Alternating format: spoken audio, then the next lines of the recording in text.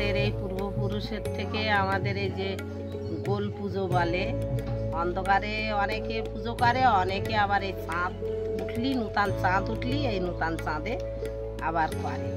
কালী পুজোর পরের দিন হচ্ছে গিয়ে আমাদের জাগরণ, রাত্রি সবার বাড়ি গিয়ে আমাদের ওই জাগিয়ে তোলে, ঘুমিয়ে থাকে তখন তারা ওই ঘরের মানুষ সব বেরিয়ে তখন ওদের বসার জায়গা দেয়, পায়ে তেল দেয়, দিয়ে কাঁসার থালা দিয়ে তাদের পা ধুইয়ে দেওয়া, হ্যাঁ, তাদের আহ্বান করে।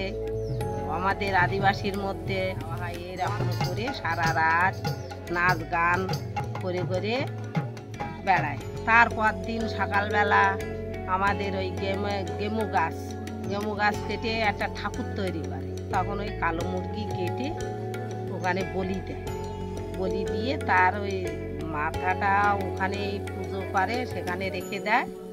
চাল গুঁড়ো করতে হয়, করে আমাদের পিঠে করে। এবার চাল ডাল আলু দিয়ে আমাদের ওই তাহারি ভাত বলে, ওই তাহারি ভাত রান্না করে গ্রামের লোকের খেতে দেওয়া হয়। ধুনো দিয়ে পুজো টুজো করে গ্রামের লোকের ওই মদ খায়, এখানে আনন্দ উৎসব করে ওই রান্না হলেই তখন খাওয়া দাওয়া করে।